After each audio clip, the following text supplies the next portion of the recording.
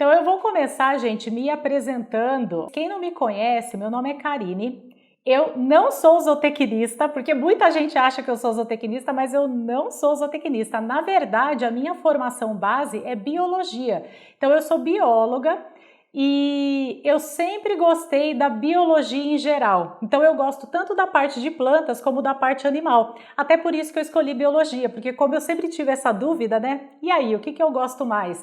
Acabei escolhendo a biologia por ser um pouco mais ampla. E eu fiz o meu doutorado na área de melhoramento genético. E então no meu doutorado eu trabalhei com melhoramento genético e foi no meu doutorado que a história do inglês começou a pegar. Por quê? Porque como uma pessoa da graduação acomodada, quando eu estava na graduação, eu tinha contato com o inglês, tinha contato com artigo científico, já trabalhava na área que eu fiz o meu doutorado depois, mas eu era uma pessoa preguiçosa, como muitos de vocês são. Então eu conseguia ler, me virava muito bem com o Google Tradutor, peguei e falei assim, tá ótimo, nunca vou para fora mesmo. Na minha época de graduação, eu comecei, agora eu vou entregar a idade, aí não vale, ô louco. Aí eu vou entregar a minha idade, aí vão ver que eu sou muito velha. Eu entrei na graduação em 2006. Então, na minha época da graduação, não era tão comum as pessoas fazerem intercâmbio. Só fazia intercâmbio quem tinha dinheiro mesmo, dinheiro pessoal, dinheiro da família. Não existiam tantas bolsas para você fazer um intercâmbio. Então, para mim, o intercâmbio era uma coisa assim, nunca vou fazer. Nem me preocupei. E por isso que eu não me preocupei com o inglês. Primeiro erro. Aí, no final da minha graduação, eu resolvi que eu queria fazer estágio numa empresa. O pessoal da zootecnia tem esse lado de empresa um pouco mais aflorado que o pessoal da biologia. O pessoal da biologia não faz estágio em empresa, a galera só faz estágio em laboratório de pesquisa. Acabou, a pessoa não entra numa empresa, são poucas as pessoas da área da biologia que vão para a empresa. Aí eu queria fazer o estágio em empresa. Fui atrás, dei uma rodada e acabei me deparando com o CTC, que é o Centro de Tecnologia Canavieira. O CTC trabalha com a parte de genética de cana-de-açúcar. Aí, quando eu fui olhar, o processo seletivo deles estava fechado. Fechou um dia antes do dia que eu vi que tinha vaga de estágio. Aí eu fiquei desanimada, falei, pô, que azar, né? Aí um professor da faculdade que eu fiz, eu sou formada pela Unesp de Botucatu, ele falou assim, a gerente lá da empresa, ela fez graduação comigo na Exalc.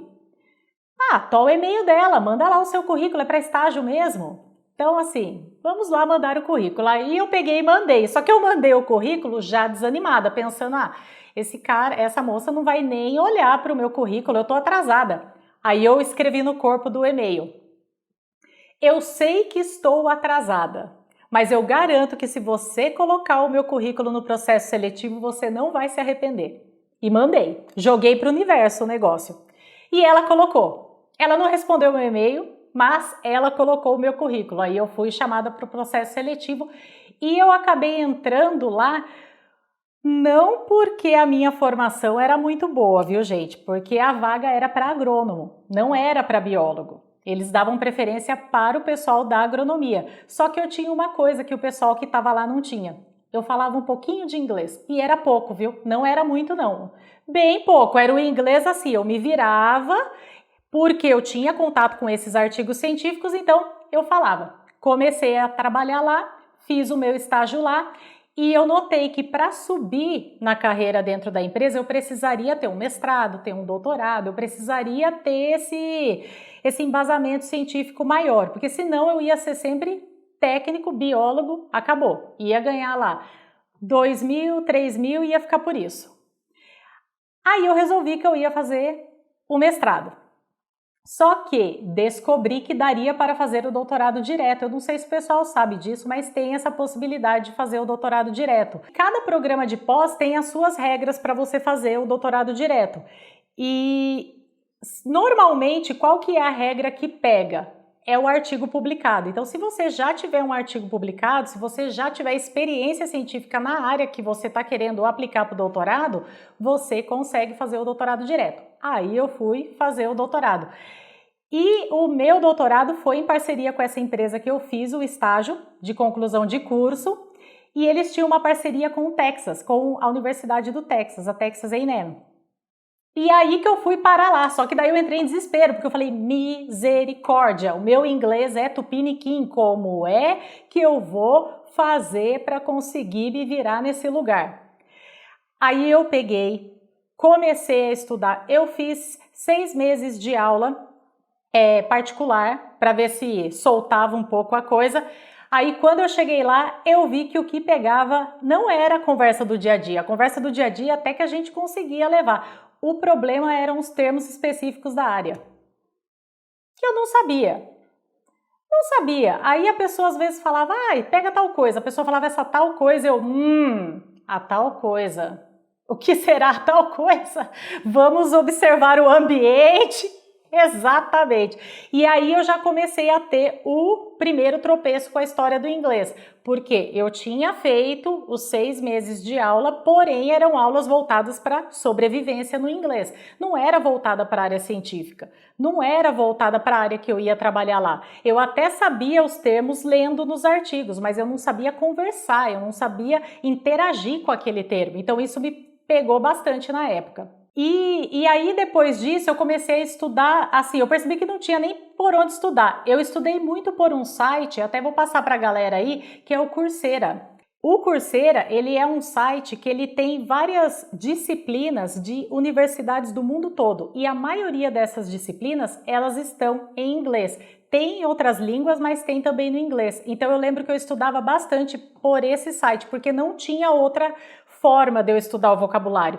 E é aquilo, a gente fica com vergonha de falar para as pessoas, olha, me explica aí como é que fala. E o lugar que eu fui não tinha muito brasileiro, então eu não tinha nem a possibilidade de grudar num brasileiro e falar, ó, vou segurar na sua mão e vou, porque eu não sei o que eu tô fazendo aqui. Não tinha essa possibilidade. Então o Coursera me ajudou bastante, é uma dica aí pra galera. Quando eu percebi que eu ia realmente precisar do inglês, não na forma Google, né? Que eu ia precisar do inglês ali, papum, da minha cabeça, sem ajuda de tradutor, parece que a chave virou. Por que a chave virou? Eu comecei a entender que o inglês, ele poderia tornar o meu conhecimento muito maior, ele poderia tornar a minha interação global. Quando eu entendi isso, eu falei, agora eu vou catar esse artigo, nem que eu demore 5 dias para ler esse negócio, eu vou estudar o vocabulário desse trem até eu entender. Foi forçado, não foi uma coisa natural e não era uma coisa que eu gostava de fazer. Depois se tornou algo prazeroso, mas no começo não era não, foi necessidade e principalmente eu percebi que aquilo realmente ia abrir a minha mente, abrir os horizontes e abrir as possibilidades. Quando eu percebi que eu conseguia, dentro do laboratório, conversar com uma pessoa lá da Coreia, conversar com uma pessoa lá do Afeganistão, conversar com um americano, conversar com uma pessoa da Espanha. Na época, meu espanhol era muito ruim, então eu não tinha espanhol para falar que eu ia conversar em espanhol com essa pessoa. Quando eu comecei a perceber que eu conseguia ter contato com todas essas informações, sabendo apenas uma língua, eu falei, meu, eu tenho que aprender essa língua. Porque é essa língua que vai fazer eu chegar lá onde eu quero. E assim, a gente pensa igual nesse quesito de leitura de artigo. Ai, mas eu vou demorar tanto, eu vou perder tanto tempo estudando esse paper. Não pensa assim. Na verdade, você está ganhando tempo, você está adquirindo conhecimento daquele paper. Provavelmente o próximo paper que você for ler do mesmo assunto, você já vai identificar muito vocabulário ali que você leu no anterior. E conforme passa o tempo, essa leitura vai ficando muito mais rápida. Só que ela precisa começar. O esforço precisa começar. Se ele nunca começar, o sofrimento nunca vai acabar. A verdade é essa. E por isso até que as pessoas falam, para você aprender uma nova língua, o inglês, no caso aqui da nossa conversa, você precisa estar num país que tenha como primeira língua o inglês. Por quê? Não é que você não aprende inglês estando no Brasil não, viu gente? É que lá você tá jogado no meio do rolo e você tá levando cacetada para todo lado. Eu conheço gente, eu tive aluno que aconteceu isso. A pessoa fez o inglês aqui no Brasil, foi com nível intermediário. Então o que você imagina? A pessoa que vai para fora no nível intermediário, a hora que ela chegar lá, ela vai guinar, ela vai voar no inglês, porque ela já está no nível que ela conversa, mas ela não tem assim habilidade fluente, mas ela se vira. A pessoa chegou lá, fez um grupinho de amizade de brasileiros, o orientador de lá era brasileiro, a pessoa ficou 1 ano lá, voltou com o inglês pior.